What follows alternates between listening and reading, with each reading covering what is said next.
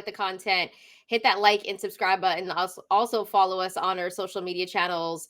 We're at the Mandatory TKO. You can find us as well wherever you get your shows, podcasts. We're there as well. Leave a rate and review. Give us a 5-star. That always helps the channel grow. And you can see in the description below the ways that you can connect with us as well. We have a jam-packed show. Later on in the show, we are going to be talking about the Ali Act and how boxing could forever be changed. That's coming up later in the show, but we also got to recap the weekend, and that's going to be the first thing that we do on our docket list. However, also keep in mind, guys, that this is an interactive show, so remember to drop your comments, and we will get to them later on in the show as well. And if you're watching this after, we'll still leave your comments because we do read your comments as well if you leave them after the live. Now, Bryan, you were at the fights. You know, this was Top Rank's last card on ESPN.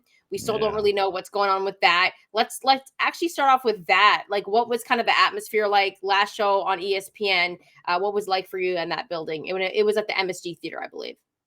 It was. Atmosphere was actually really good. Let me pull up the card too, so we have a little bit of a refresher on what happened since it's been a little bit. But the big thing we're obviously going to talk about is just all the potential ramifications coming from this card, and a little bit on Clarissa Shields, who we will touch on, although that was a little bit more expected, a lot more expected in terms of how that went down. I thought she could have gotten the stoppage, but Daniels didn't look like she wanted to mix it up a little bit. Okay, here's the card. Was there covering this. Xander Zayas beats Jorge Garcia Perez. He is now a super welterweight champion. We pretty much were on the nose in terms of what we expected, except for the fact that Xander, I think, won a little bit more convincingly than expected. But we thought it would be in that 116, 112, 117, 111 range. It was that. Xander, I thought, boxed really, really well. There was some measure of holding that people made comments about. I would say all the great ones do it, use it as a defensive tactic. And it's up to Jorge Garcia to create the separation that he wants in that instance and to get Xander Zayas off of him. And it's on the referee. It's at their discretion ultimately to be like, hey, we're taking a point away. Xander got like one warning in like the 11th round. But ultimately that was like later on in the fight. I thought he boxed really, really well. That's the best footwork that I've seen from him in terms of his performance. His jab was really on point. He was mixing up the jab too. Double jab, jab to the body, jab to the head, jab to the body twice, to the head twice, continually moving the entire time. It was very accurate, especially compared to Jorge Garcia by the numbers. Landing uppercuts as well. Like it was just very good work, I thought. And the question that will come from it is basically, hey, will he be able to do this when he eventually faces, in theory, a Vergil Ortiz, a Sebastian Fedora, a Bakram Murtazayev, none of which I think will happen next, which we'll get into. But I came away impressed with how he handled the performance. I thought he was a little bit more dominant than expected. He outlanded Garcia every round, both by percentage and by just volume. And I thought it was a very good performance overall. Yeah, I think it was a good performance for Xander Zayas. I kind of expected it to go the exact way that it did that night. And as for the holding, like when you clinch, it's an art. Like, you know, some guys do it way too much and it can get a little bit annoying. Yeah. But like there is a tactic to it. So the thing about Xander Zayas is he's always going to get a little bit more criticism. But nonetheless, like it looked great on TV. It looked like a lot of Puerto Rican fans showed out. And I like the way that Xander boxed in this fight. I thought, you know, when he was using the double jab, he was getting to the body. All I was thinking about is just keep on working at the body because you're going to get him. Because at some points, I thought Jorge Garcia got a little bit sloppy as well. And I was really thinking at some point, I was like, if Xander Zayas keeps going to the body, there could possibly be a stoppage because those shots were hurting him. I will say that Xander Zayas is still a young, what is he, like 23 years old? He will be 23 in September. So the next time we see him in a ring, basically, yeah, 3 years old. So let's just say he's 23 already. He's not even grown into the man that he will be in a few years when he'll have his real power. Like, I don't think we've seen Xander Zayas' power yet. But what I will say is that he looked big in that ring. Some Yes. people think he's ready for 160. I'm like, Yeah. yo, He not looked yet, but I mean, I think 154 is going to be a great start because we're going to see him fight better boxers, the top guys, and then we can really take a look at how good Xander Zayas is. But Jorge Garcia, that's a tough fight. He's tough. That's why Xander was not able to get the stoppage in this fight. But nonetheless, I thought it was really impressive, and he looked big in that ring, man. Like he really. When I saw him in that ring, I was like, wow. Like I was like, I think he got bigger from the last time that he was in the ring. Like he just looked massive, standing next to Jorge Garcia. And obviously there was a height difference and everything like that. But I thought it was a very good performance by him. Now listen, he has the WBO title. He has the WBO title now at 154 pounds. And the biggest question is what's next for him? Bryan, who do you think he should fight next? Because obviously there has been talk about a few guys and some names have come out. Josh Kelly has come out. I think it's last time I checked, Jaron Boots Ennis was ranked number 4 by the WBO at 154 pounds. But you are okay, correct. yes. And I thought that was weird, whatever. But these are the champions, as you can see at the top at 154 pounds. But we were hearing some rumors about Josh Kelly. Could I just say this? Press conference too. I keep calling it a press conference. It was a scrum. It was just a scrum after the fight. Xander had a couple interesting comments where he said multiple times, essentially, you can't run for me anymore now that I have a title, implying that there's no running from him because people think like Jesus in the comments is like he's ducking the top 154-pound guys, and it's like he just got the title. He just beat the guy that beat the supposed boogeyman, quote unquote, of 154 that everyone was supposed to be fucking scared of in Charles Conwell. And everyone was like, Charles Conwell was going to beat the shit out of Xander Zayas. And he couldn't beat Jorge Garcia. And Xander Zayas beat Jorge Garcia a lot more convincingly than Garcia even beat Charles Conwell. And effectively just kind of beat the guy who beat the guy because Conwell was the number 1 contender at a point and fought Garcia and ultimately squandered that opportunity. And then Xander makes a good point where he's like, yo, Sebastian Fundora wants his belt back where he shouldn't have vacated it to begin with because the reason I have this title is because Sebastian Fundora vacated the title so that I could fight for it. Like Sebastian Fundora had the opportunity because Xander Zayas was his number 1 contender. He was the mandatory challenger. And ultimately, Sebastian Fundora decided, I'm going to fight Tim Tszyu. So the WBO was like, give me that title. And then Xander Zayas ends up fighting for the title because WBO in Top Rank. And he was the number 1 contender.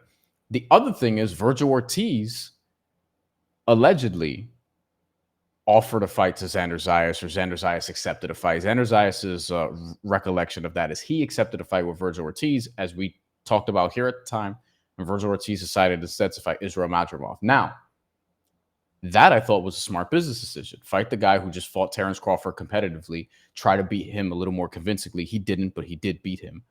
And then angle for a potential bigger fight after that. We have yet to see the result of that piece of it, but Vergil Ortiz was like, we have bigger fish to fry. Your time will come at Xander Zayas. So Xander Zayas has been trying to get these fights while not even being a champion. So he's saying, because he has a title, that people can't run for him. That being said, I don't think he's fighting any of those dudes in his next fight because the way that I think this shakes out, and I said this in my post-fight sort of commentary on my channel, where Xander Zayas has WBO title. He talked about returning in December. And what I think will happen, this is what I said at the time, what I think will happen is Boots Ennis and Josh Kelly will be elevated to fight for the mandatory spot for the WBO. And then the WBO comes out, or the report comes out that may happen. So I think that's what's going to end up happening, although Josh Kelly's team seems pissed off about the offer that they've gotten, saying that they're getting offered a lot less money than they have even in previous fights, and that the fight would be in Philadelphia, despite the fact that he's higher ranked than Jaron Boots Ennis. But, Boots Ennis is obviously more popular than Josh Kelly. But ultimately, Shantelle, to answer, I think what happens is those two fight, comes to some sort of agreement. The winner becomes the mandatory. Xander Zayas, in the meantime, fights somebody else. We can throw out some names. I'd love to see what you think for who he should fight in the WBO rankings in December. And then from there, I think he fights, let's say, Boots Ennis next spring or something like that. Like maybe that's the route before we start talking about some of the other guys, because he's going to have to defend against a mandatory at some point. But I don't think a mandatory is going to be available by December, because we still need Josh Kelly and Boots Ennis to sort of work out their agreement. I don't know if there's going to be a purse bid situation. We'll see. We're not far along enough for this to warrant a purse bid, but we know how boxing is, and this might not happen till the fall. So I think Xander could just take a different fight, maybe a less risky one, quote unquote, than a Boots Ennis would be. Well, he has to defend his title at least one time before he has a big fight. And I think usually when that happens, you're not going up against like one of the top guys, right? You're going to have to defend your title. And I take a look at those names, and the one that pops out to me is Erickson Lubin. And I think that's a very tough fight for Xander Zayas. And that's the fight that I would want to see, right? There's also another guy like Jesus Ramos would be very interesting. Dangerous. I think the thing about Keith Thurman is like, we haven't seen one time in a minute. And I don't want to see one time come back and fight Xander Zayas. I mean, it could be good for him, but it's just like, I don't really care. That's not going to show me anything. Like, that won't show me anything for Xander Zayas, because we haven't seen Keith Thurman yet. We don't even know what Keith Thurman looks like. So it's like, if we're just trying to give him like a layup, like, okay, fight this guy that's like hasn't fought in like the longest time. To your point, because when we saw Keith Thurman earlier this year against Brock Jarvis, it was like for a couple rounds, and he just dominated somebody who clearly shouldn't have been in the ring with him, even though Keith Thurman was coming off a long layoff. But to be fair, he's kind of the one that I want to see fight Xander Zayas. I think you do though, but that's also that's a little bit biased though. It's a little bit biased, Brian, because obviously like you're gonna rock with Xander, right? But that's a fight that Xander should win at this. Keith Thurman is old as time. Keith Thurman is washed. No, but I think, but here's my case. One, it won't tell us anything, bro. I disagree. I think one, Erickson Lubin's probably going to fight Bakar Murtazayev because he's the #1 contender for the IBF title, and Murtazayev can't get a fight, so you might as well fight the mandatory challenger because he's like the boogeyman in this division. Like, yeah, or could be. We need more. We need to learn more from him. But from what I've seen, like, he could be the boogeyman of this division, in my opinion. Could be Jesus Ramos. I stay away from Ramos, to be honest. And here's the thing with Keith Thurman. I think Keith Thurman's actually a pretty good barometer to see, like, all right, how good are you? Like, I don't think Keith Thurman's washed. I just don't know what he looks like against a champion level guy, which we have to call Xander Zayas now. Okay, bring up Keith. Okay, you love using your screen. Bring up Keith Thurman's resume. Let's go through it. Let's go through it and let's talk about the layoffs. Let's talk about the injuries. Yeah, let's go take a look, because I'm not saying one time isn't one time. One time was one of my favorite boxers. Okay, like I was a big Keith Thurman fan, but he wasn't as active the last 4 years, and I think that's a big deal. He also pulled out of a big fight as well. Right. So let's just go back. Like, see, so we saw him fight in March. And before that, we hadn't seen dude in 3 years. And like, what are we talking about here? And he fought Mario Barrios, and we could say he's the weakest champion. Okay. Like, what are we talking about here? Like, this is okay. Sure. Like, one time could come back and he could fight a guy like Xander Zayas, but I don't think I would learn too much from that fight. And if we're talking about people wanting to stop hating on Xander Zayas, that's not the fight that's going to do it, in my opinion. I disagree. You think that's the fight where people are going to be like, oh my God, yeah, like Xander's that guy after he beats Thurman? Well, Xander Zayas, for whatever reason, is very polarizing. I think it's because Top Rank is pushing him to be the next Puerto Rican star, and that's always polarizing because people hold Felix Trinidad and Miguel Cotto in very high regard. And I don't think he's either of those dudes stylistically either. So if he had more knockout power, I think people would leave him alone. Because Edgar Berlanga, while he had knockout power, you could also see the flaws that he had as he was coming up. I think Keith is a very interesting fight. It's not the best name. Foxy is fucking cooking here. Keith, once upon a time. That's what it is, bro. Thank you, Foxy. Thank you. Thurman's experience is invaluable. That's the thing too. Like, you can legitimately, let's say Top Rank goes on TNT. Let's just say, because that's been rumored. Maybe it's Turner. Maybe this is a good one. Ryan Shepard, one time versus Arrow, loser retires. Yes, thank you. That's what it should be. But yeah, I think Xander versus Keith Thurman is very interesting. First of all, biggest name on his resume. Names Duh. matter when you're building your resume, when you're young like Duh. that. because Big, big, because who else has he fought? biggest name. I think Keith Thurman probably beats Jorge Garcia right now, as much as I do respect Jorge Garcia. Like I think he probably beats Jorge Garcia right now. I think he beats. Like, are you convinced that Charles Conwell beats Keith Thurman? Because I'm not right No, now. I wouldn't even have taken that before Conwell So that's what I'm saying. I'm like, lost. I think that's a real, like, if I'm Bob Arum, that's probably the route that I go. There's another, and in terms of just money, just purely financial, like that's a fight you could top rank on TNT. Zayas versus Thurman, 11 p.m. at. You could also put this in Florida because Keith Thurman's from Florida. You I'm could not put saying this in that it Orlando, wouldn't, Kissimmee. but Like I'm this not is saying that it wouldn't generate attention, and I'm not saying that it wouldn't generate being seen as a fight that is going to pull a lot of people in and make it want to watch. I just think that Keith Thurman isn't that same guy that we were calling one time a few years ago. He's just not. And so if we're going to talk, and don't get me wrong, I'm not trying to like be hard on Xander Zayas here, but the issue is that people, even after this performance, Bryan, are being extra critical of Xander Zayas. And if we want that criticism to come from here all the way to here, fighting a guy like Keith Thurman isn't going to be the one where people are like, you know what? I think Xander Zayas could beat any of the top guys now. That's not going to be the fight that's going to do it, in my opinion. I think Erickson Lubin is the tougher fight. Would you disagree with me? Do you think what is the tougher fight? Keith Thurman, as Foxy said, Keith once upon a time Thurman, or Erickson Lubin? Which one is the tougher fight? Keith Thurman, because Erickson Lubin should have lost to Jesus Ramos and got a gift. And has been knocked out before, multiple times. Okay, Keith Thurman for his resume and the inactivity, we've only seen him lose once. It wasn't in dominant fashion. It was too Manny Pacquiao. Granted, it was 3 fights ago. And he got dropped in that fight. He got dropped in that fight. He did in round 1. How old was Manny? Like 40? 40, yes. So he got dropped by a 40-year-old man. And 40-year-old Manny Pacquiao was still good. He was decent, but he still didn't have the same after. pop. He was decent. He didn't have the same pop though, and he did still. We could see that it was a little bit of a downward trend. I'll grant you that Keith Thurman is not what he was before.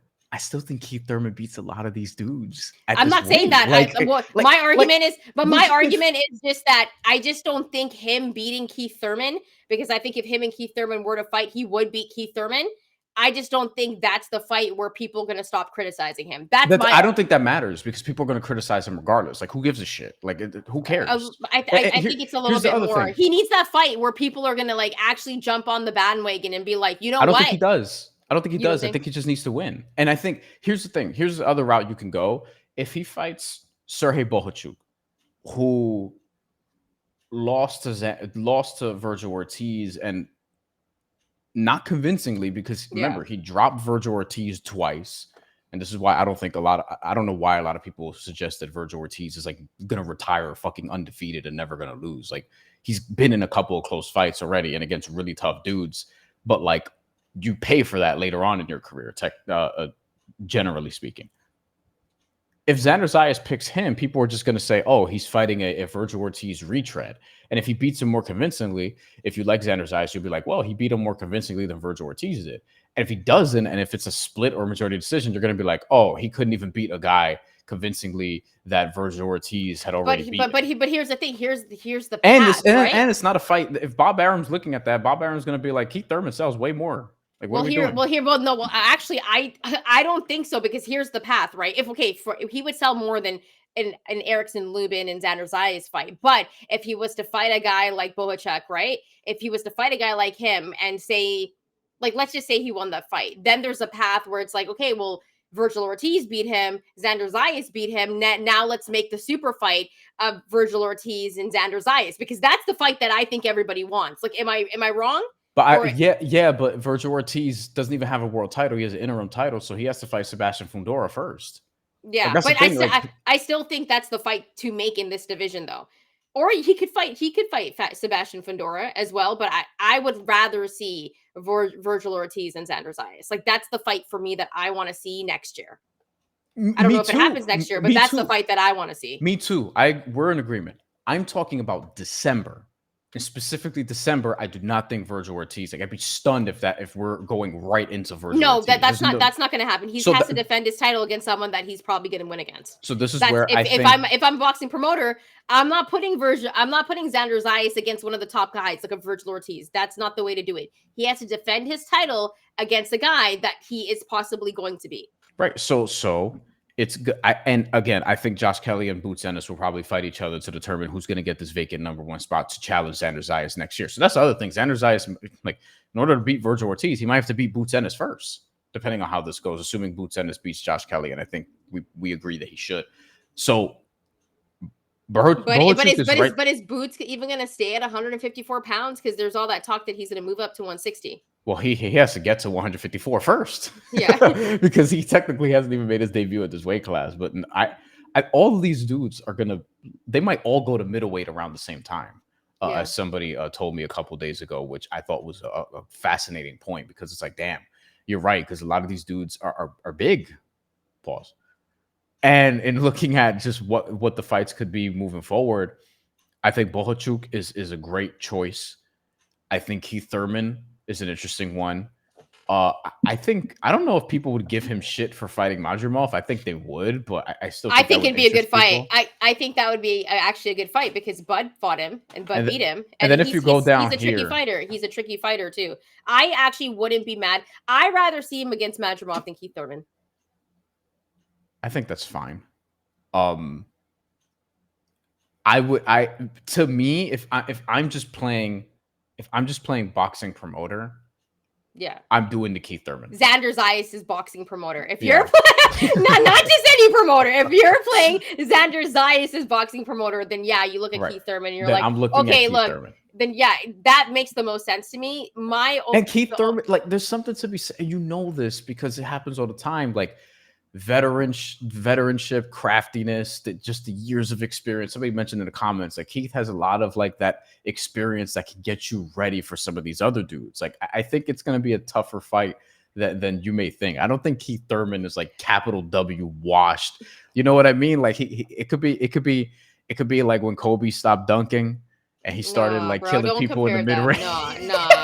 Like, what are you? You're such a Kobe stan. I knew you were gonna get tight. No. That's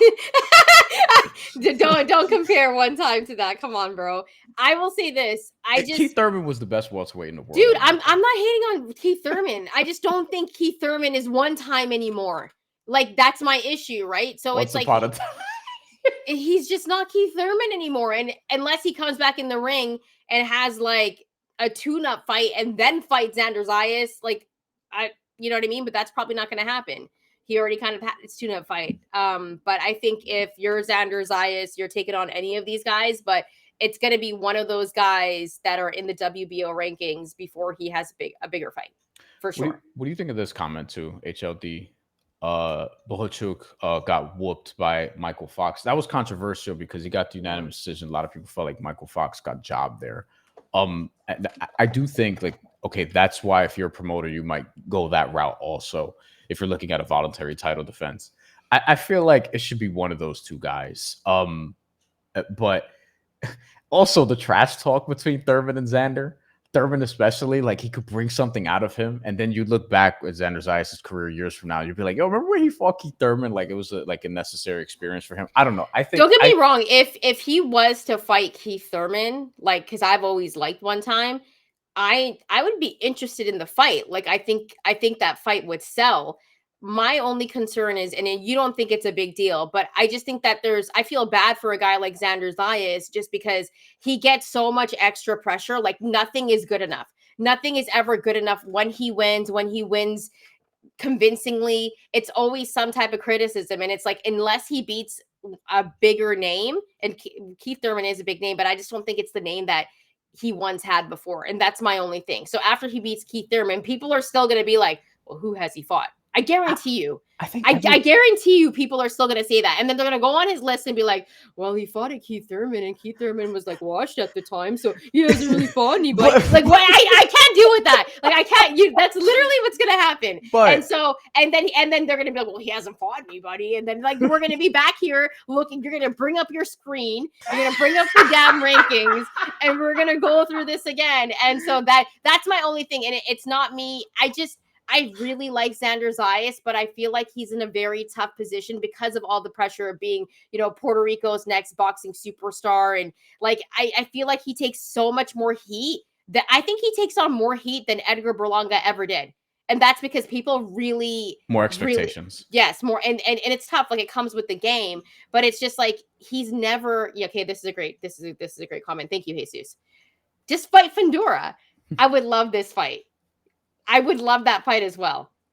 What would you feel about that fight? Obviously, it won't happen this year, right? Yeah. But if at all, again, Vergil, if Vergil fights Fundora next because he's the interim champion, he might not have to fight Fundora at all. Maybe it depends. I'd be stunned if that happens next, but I would love that fight. Would love that fight. Who would win? I'd like because Fundora has looked better, and I'm not gonna lie to you guys. I was a big time Fundora hater for like 5 years. Like I'm not joking. Even when he beat Tim Tszyu the first time, I was like, Tim Tszyu had that big cut. Like if Tim Tszyu didn't have that cut, he would have won. And then recently, I was like, you know what? Fundora has gotten better. He has changed up his style, and he was really impressive in his last fight. Maybe. This is really interesting. HLD, good friend of the show right here. He says Fundora is a duck. How do you feel about that, Brian? I don't want to call any of these dudes a duck, but he had the WBO title. And Xander was number one contender, and he decided to fight Tim Tszyu again.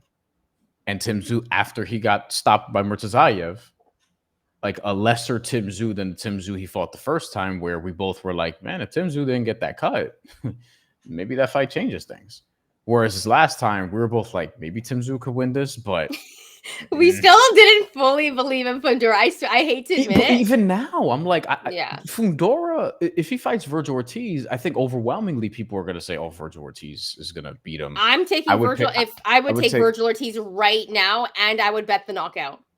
I would take Murtazayev, and I would take Xander over Sebastian Fundora, even still.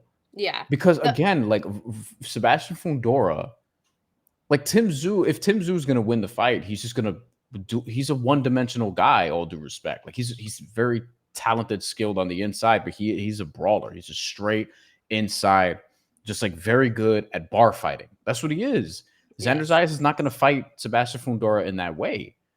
You know what I mean? He's just totally different. Like he's the only one of these dudes who has a completely different style. It's not to say that he's better than all of them. The thing is, all of these dudes at the top, and by all these dudes, I literally mean Vergil Ortiz, Sebastian Fundora, Bakar Murtazayev specifically. In this context, they all have finishing ability. They're all great on the inside.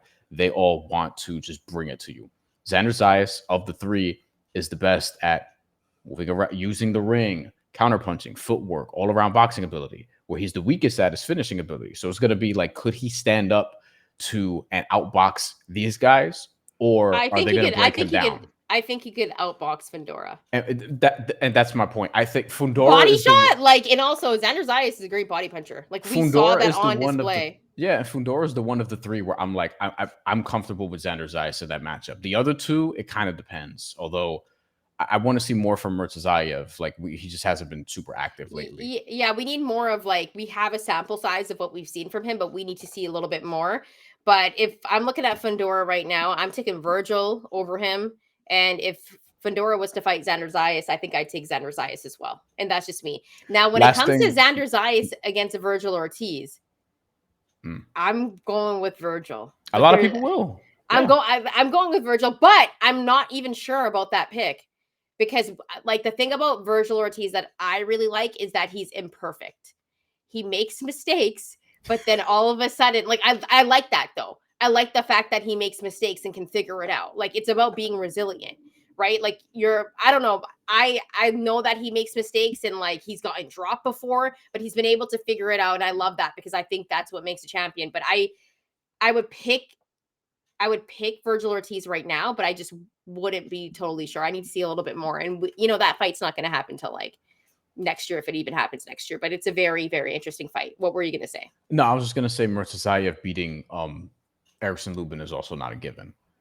And if Lubin wins this, then that is very interesting. I think matchup wise, he's gonna be a problem for dudes. I don't know if he can beat them though, because he's been chinny in the past as well. I was actually at the fight where Charlo knocked him out in the first round and covered it, and then there were a couple different incidents in the arena.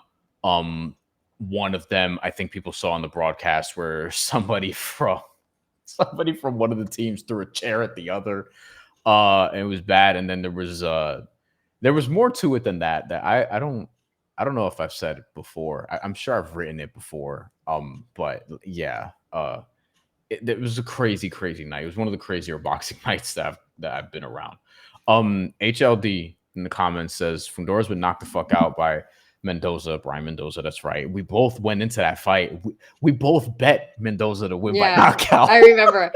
That was a great fight. I was really happy for Brian Mendoza on that fight, actually. I was really happy for him. And Tim broke Fundora's nose into pieces just 2 rounds. And then the second fight, Tim was landing bombs on Fundora before he quit. Now, that's interesting. I thought that we both were watching the fight, Shantelle. We were like, yo, Tim Tszyu quit. And he was actually like starting to like really like land on Sebastian Fundora at that point. Yeah. You know what? I just don't think Tim Tszyu, like, he hasn't been the same since he got knocked out.